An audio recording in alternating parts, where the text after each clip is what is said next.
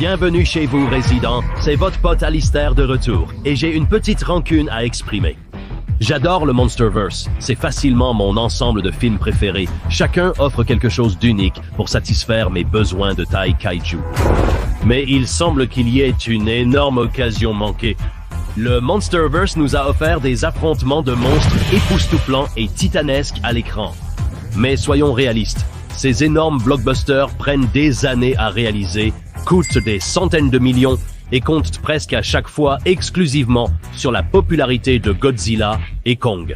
Cela commence à ressembler moins à un Monsterverse et plus à une converse mettant en vedette Godzilla. Et s'il y avait une meilleure façon d'élargir le Monsterverse sans se ruiner ou toujours s'appuyer sur les deux mêmes titans légendaires? Écoutez-vous, faites cela et le Monsterverse pourrait éventuellement être encore plus grand que le Marvel Cinematic Universe. Probablement pas, mais on peut toujours rêver. Mais que pourrait-il faire pour étendre le Monsterverse? Les films à gros budget comme Godzilla x Kong, le Nouvel Empire sont géniaux, mais ils sont aussi incroyablement risqués. Les films Monsterverse coûtent en moyenne 175 millions de dollars, et cela ne compte même pas le marketing qui ajoute un autre 100 à 150 millions supplémentaires. Une seule fausse manœuvre pourrait signifier un désastre pour toute la franchise.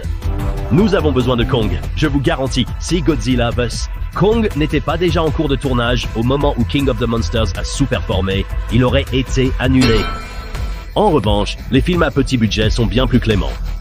En réduisant les coûts, le Monsterverse pourrait produire encore plus de contenu plus rapidement et se concentrer sur la narration créative plutôt que sur des visuels exagérés ou sur ce qui est à la mode à ce moment-là. C'est pourquoi je pense que Legendary devrait envisager de sortir plus de films, mais avec un budget plus faible. Maintenant, je ne parle pas de remplacer les blockbusters à gros budget que nous voulons tous voir, nous les obtiendrions toujours tous les quelques années, mais entre eux, nous pourrions obtenir des films à petit budget situés dans l'univers qui donne à d'autres titans leur moment de gloire. Examinons peut-être la meilleure comparaison qui soutient mon argument. Cloverfield. Combien pensez-vous que cela a coûté? 80 millions, peut-être même 100 millions, à cause de ses effets toujours incroyables. Non. 25 millions de dollars. Vous pourriez réaliser 7 films Cloverfield pour le coût d'un film Monsterverse. C'est faux. Mais le film qui m'a réellement fait penser à cette idée est le prochain film d'Apple TV, The Gorge, un nouveau film de monstres du réalisateur de The Black Phone et Doctor Strange, et aussi l'un de mes films d'horreur préférés, Sinister. Pour ceux qui ne savent pas ce que c'est un film d'action de survie qui suit 2 tireurs d'élite de haut niveau qui sont assignés à une mission mystérieuse pour garder chaque côté d'une gorge profonde et impénétrable, sans savoir ce qui se trouve réellement en dessous. Vous devez arrêter ce qui est dans la gorge. Le film suggère fortement qu'il s'agit soit d'un monstre, soit de plusieurs monstres. Ça a l'air vraiment cool, honnêtement, et j'ai hâte de le découvrir et de le couvrir sur la chaîne. Et en raison de son postulat, il a clairement été produit avec un budget nettement plus petit qu'une sortie en salle complète. Ils ont dû être créatifs en le situant dans un lieu confiné, créant ainsi quelque chose de singulièrement intéressant. Quand j'ai vu la bande-annonce, je me suis dit que ce serait génial si c'était un film secret de Monsterverse. Au fond du gouffre se trouve en réalité un portail vers la Terre creuse. Mais ensuite, je me suis dit non, probablement pas. Mais ensuite, je me suis dit, pourquoi n'ont-ils pas fait de tels films? Qu'est-ce qui les arrête? Bien sûr, Apple est connu pour produire Monarch Legacy of Monsters, mais même cela a un budget aussi grand que les films, simplement segmentés en 10 épisodes. Même maintenant, ils nous bernent encore avec les Alpha Titans. Pourquoi n'ont-ils pas réalisé de petits à moyens films Monsterverse, avec disons un budget de 40 à 80 millions, et le diffusant directement en streaming? Nous avons vu d'autres studios, principalement dans le genre horreur, se tourner vers des histoires plus petites et plus personnelles, comme la récente renaissance des classiques de l'horreur par Universal. Des films comme La Momie, avec en vedette Tom Cruise, l'homme qui ne cesse de courir, ça...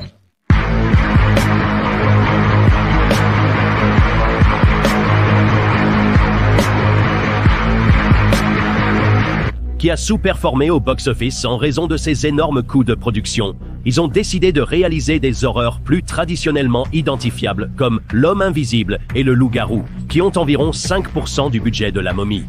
Le Monsterverse regorge de monstres incroyables qui n'ont à peine effleuré la surface de leur potentiel.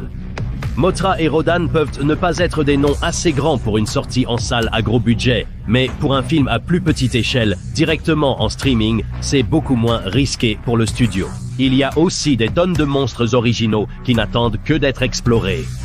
Comme le Behemoth, Tiamat, les Mutos, les Skullcrawlers, Kamazots, Doug, et il n'aurait même pas à donner d'argent à Toho pour les droits sur les classiques kaiju à petit budget.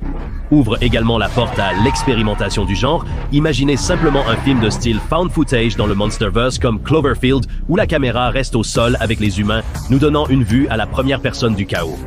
Imaginez simplement un film found footage basé sur le Behemoth, le titan géant ressemblant à un paresseux et couvert de végétation, qui pourrait être le sujet parfait pour un film sur un groupe de scientifiques de Monarch qui l'étudient en Amazonie.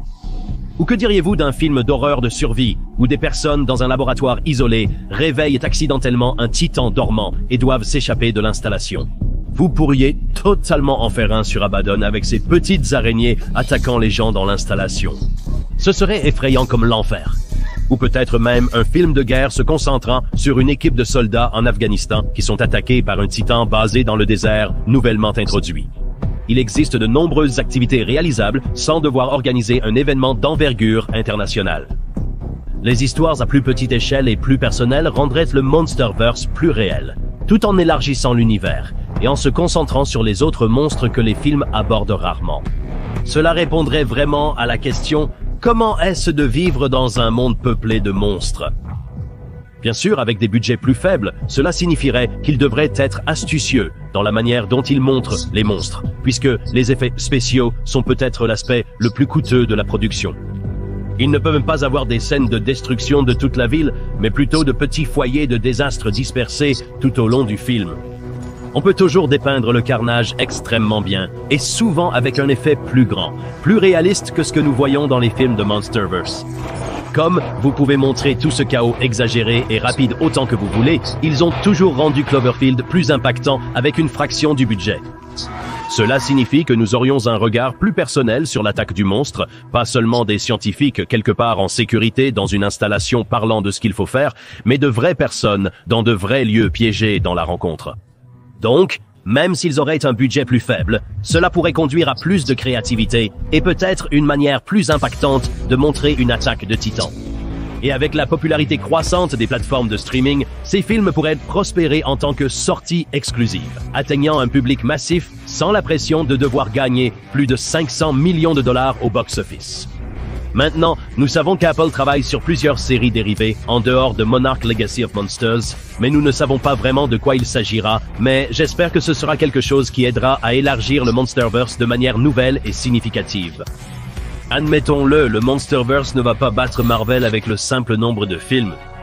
Disney semble simplement avoir un puits sans fond d'argent qu'il semble parfaitement heureux de brûler. Legendary n'a pas ce privilège. Alors laissez les titans prospérer dans leur propre créneau avec des films plus petits et plus personnels qui se porteraient bien, même sans être connectés à l'univers de Godzilla et Kong. Legendary a fait beaucoup avec le Monsterverse depuis sa création en 2014. Nous avons 5 films, un tas de romans graphiques et plusieurs séries télévisées. Mais il pourrait certainement faire plus avec le concept. Le Monsterverse a tellement de potentiel au-delà de Godzilla et Kong. En acceptant des budgets plus bas, Legendary pourrait explorer de nouvelles histoires et se concentrer sur des titans sous-estimés pour élargir le monde de manière inédite. Nous pourrions obtenir plus de films au ton plus sombre et plus dur, ou même plus léger de cœur. Ils peuvent prendre plus de risques créatifs. C'est une victoire pour les fans, qui obtiennent plus de médias de monstres, et pour le studio qui gagne plus d'argent grâce à un seuil de profit réduit. Ils élèvent encore plus la base de fans de la série. D'accord, Legendary, vous avez entendu mon conseil, faites-le, je veux un film Behemoth maintenant. Que pensez-vous de films Monsterverse à petit budget sur Mothra ou Behemoth? Les regarderiez-vous? Faites-le nous savoir dans la section des commentaires ci-dessus. Abonnez-vous et cliquez sur la cloche de notification pour plus de contenu de Pirate Joe. Je suis Alistair et nous vous verrons résident dans le prochain.